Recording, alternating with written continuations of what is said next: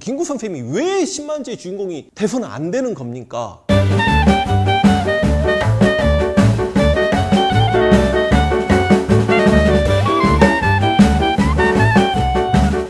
반갑습니다. 이병철입니다. 오늘 여러분들하고 돈 얘기 한번 해보십시다. 우리가 보통 화폐라고 표현하는데요.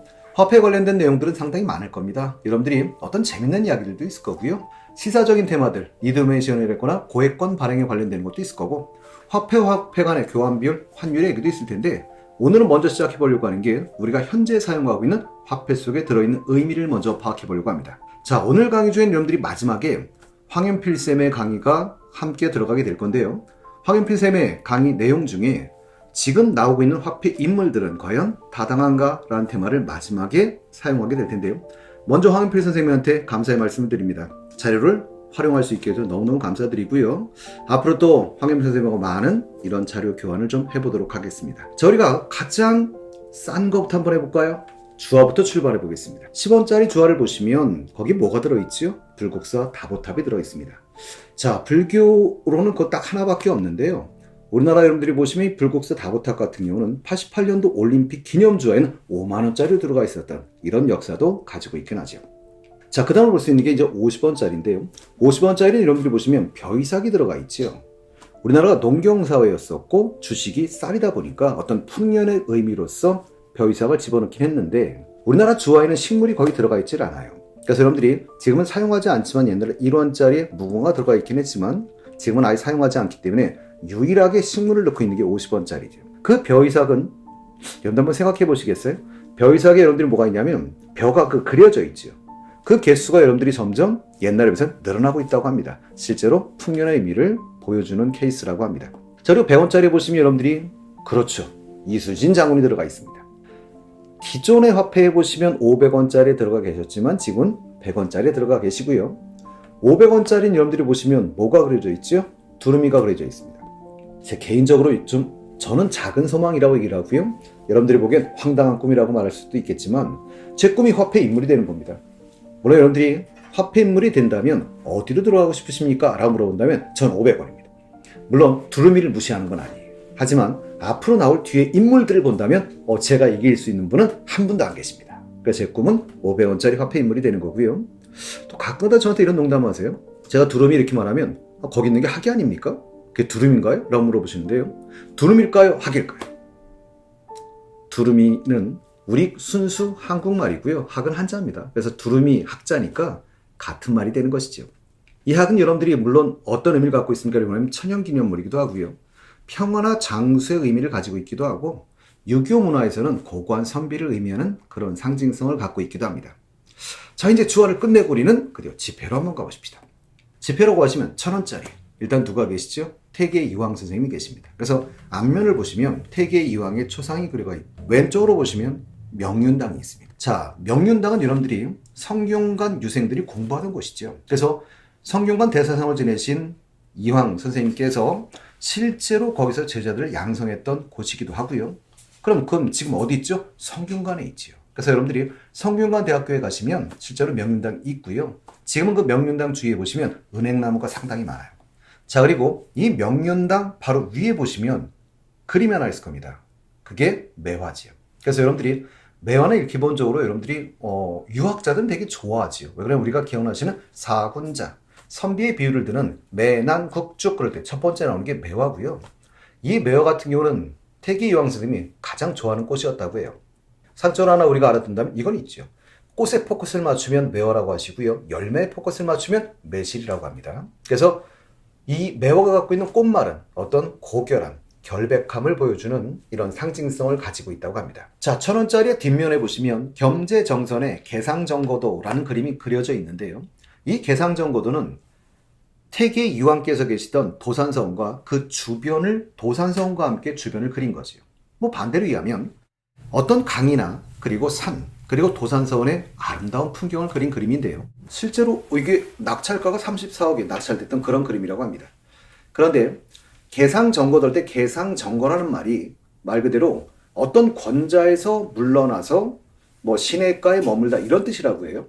그런데 퇴계라고 하는 호 자체가 여러분들이 물러나서 시내가에 있다는 뜻이니까 개상정거와 태계란 말은 거의 의미상으로는 같은 의미라고 보실 수도 있겠지요. 자, 이제 그다음 우리가 보려고 하는 건 5,000원권입니다. 5,000원권 보시면 누가 계시죠? 그럼 율곡이이가 계시죠. 그래서 여러분들이 딱 보시기에 오른쪽에 율곡이이의 초상이 그려져 있고요. 그 다음 이제 왼쪽에 보시면 뭐가 그려져 있습니까? 오죽헌의 몽룡실이 그려져 있어요. 몽룡 그러면 여러분들이 꿈몽자고요. 용용자니까 뭐 용의 꿈이라는 말이 될 텐데 이 율곡이이가 태어났던 곳이라고 하죠. 그래서 신사임당이 율곡이이를 낳기 전에 꿈을 꾸는데 그 집 방 앞에 용이 한 마리 와서 거기에 있었다고 해서 몽룡실이라고 부른다고 해요. 그리고 이 몽룡실 그림 위에 보시면 대나무들이 있습니다. 왜 대나무가 있을까요? 당연히 오죽헌이니까 그렇지요. 오죽헌이라는 집이지요. 그래서 오죽 그러면 까마귀 오자에 대나무 죽자니까 검은 대나무란 뜻이고요. 검은 대나무가 있는 집이란 뜻인 거죠. 근데 이 검은 대나무가 꽃을 피우는데요. 대나무가 사실은 꽃을 그렇게 잘 피우지 않는답니다.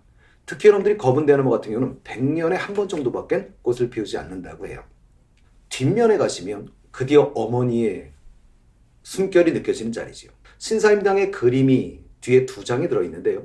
신사임당의 초충도, 여러분들이 초충도 그럼 풀과 그렇죠 벌레에 관련된 그림인데 이 초충도는 병풍 8개의 병풍의 8개의 그림이라고 합니다. 그 8개의 그림 중에 2장이 들어가 있는데요. 하나는 수박과 여채의 그림이고요. 또는 맨들하며 개구리의 그림이 들어가 있다고 합니다. 자, 이제 그 다음으로 볼 거리가 10,000원짜리인데요. 10,000원짜리 여러분들이 알다시피 보시면 오른쪽에 있겠네요. 그럼요. 훈민정음을 창제하신 세종대왕이 계시죠. 훈민정음.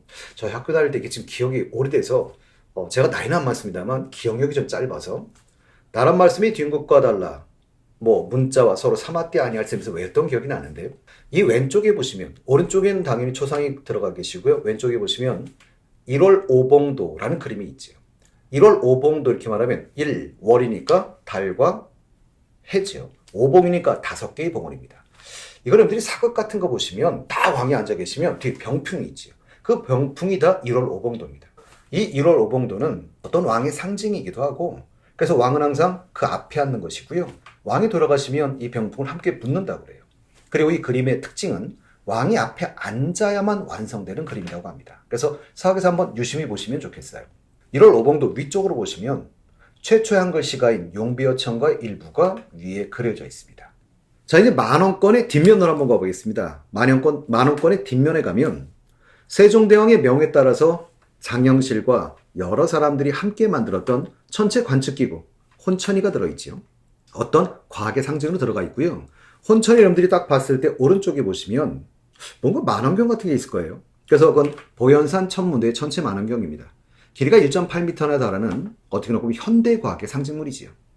그리고 혼천이 위쪽으로 보시면 뭐 그냥 막 점처럼 보이는 게 있을 거예요. 실제로 천문도입니다. 천문도인데 천상열차 분야 지도라고 해서 세계 최초의 천문도, 그러니까 별자리의 그림이라고 보시면 좋겠어요. 그리고 이제 우리가 확인하려고 하는 건 50,000원권인데요. 50,000원권 여러분들이 아시다시피 누가 계시죠? 신사임당이 계시죠. 그래서 여러분들이 보시기에 우측에 보면 신사임당이 있는데 근데 뭔가 궁금하지 않으세요? 아드님도 화폐인물 아니었었나요?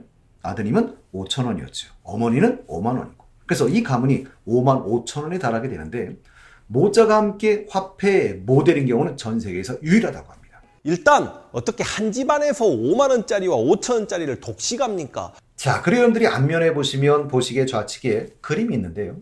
뭔가 좀 익숙하지 않으세요? 맞습니다.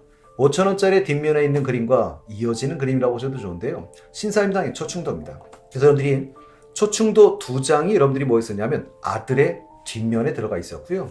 초충도 중에 한 장이 여기 들어와 있는데 여기 들어와 있는 건 가지 그림이지요. 신사임당이 그림을 얼마나 잘 그렸냐라고 말하면 이 초충도라는 게 여러분들이 알다시피 풀과 벌레죠. 그래서 그림을 그리고 난 다음에 말리려고 밖에 내놨는데 닭이 그게 실제 벌레인 줄 알고 그걸 쪼아서 조이가 찢어질 뻔했다고 그래요. 그래서 이렇게 잘 그려진 그림이라고 합니다. 그리고 그림이 또 한 장 있지요.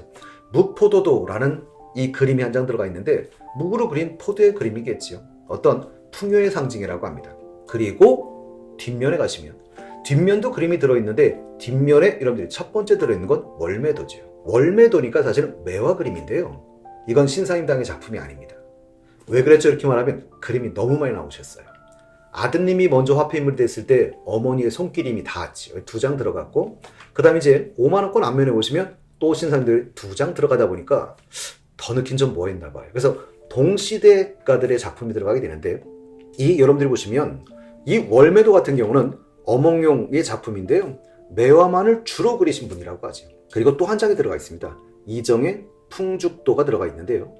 여기서 여러분들이 느낄 수 있는 게 하나 있죠. 매화와 축, 대나무. 여기도 여전히 뭐가 들어간 거죠? 사군자가 들어간 겁니다. 그래서 어떤 선비의 고고함, 지조, 절개 이런 걸 보여주는 작품이라고 보시면 좋을 것 같습니다. 저희가 현재 사용하는 화폐는 여기까지인데요. 사실 재밌는 화폐들도 한두 개 있죠. 여러분들이 우리나라에 2,000원권 지폐가 있다는 건 아십니까? 물론 거의 사용하지는 않습니다. 평창올림픽 기념 지폐였었죠. 그래서 사실 우리가 거의 보실 수는 없어요. 왜 그렇죠? 이렇게 말하면 기념 지폐다 보니까 실제로는 2,000원보다 더 비싼 가격에 거래되고 있기 때문에 그렇습니다. 앞면에는 스피드 스케이트를 포함한 6종의 스포츠가 들어가 있고요. 뒷면에는 김홍도의 송화 맹호도라고 하는 그림이 들어가 있죠. 그러니까 소나무와 호랑이의 그림이 들어가 있다고 보시면 돼요. 그리고 우리나라 한번 이런 생각도 한번 해보실 법한 것 같으세요. 일본이나 미국을 보면 우리나라 10만원권에 해당하는 그런 지폐들이 있습니다. 그렇다면 우리나라에는 이런 지폐가 현재로 통용되고 있지는 않죠. 그런데 2009년도에 5만원권을 발행할 때 사실은 10만원 것을 기획했었는데 문제가 그 다음 정권이 들어오면서 이걸 5만원권을 먼저 사용해보고 현실적으로 필요한가를 판단해서 10만원권을 발행하기로 했었는데 그 발행이 되지 않았습니다. 10만원권의 도안은 나와 있었죠. 그래서 그 모델은 김구 선생님이었었죠. 여러분들한테 한번 그 그림은 보여드리도록 하겠습니다. 5만원짜리와 10만원짜리 지폐를 만들기로 하면서 이 10만원짜리 지폐의 주인공이 누가 되냐 굉장히 뜨거운 관심거리였고, 이 광개토대왕과 안중근이 탈락한 이유는 뭐냐면 광개토대왕도 침략했던 여러 민족을 복속시켰던 침략자이다 라고 해서 화폐 주인공이 안 된다. 안중근은 일본의 이토 히로부미를 죽였잖아요. 그래서 일본이 굉장히 싫어할 거니 관계를 고려해서 문제가 있다. 이승만은 진보 쪽에서 굉장히 싫어했습니다. 그래서 안 된다 라고 해서 떨어지고 나서 김구가 결정이 됐습니다. 그래서 이제 5만원짜리로 후보로 내려간 장영실하고 신사임당이 있었는데 신사임당이 이겼죠. 5만원짜리는. 그래서 2009년부터 김구 지폐가 10만원짜리가 나왔어야 합니다. 김구 선생님이 왜 10만원짜리 주인공이 돼서는 안 되는 겁니까?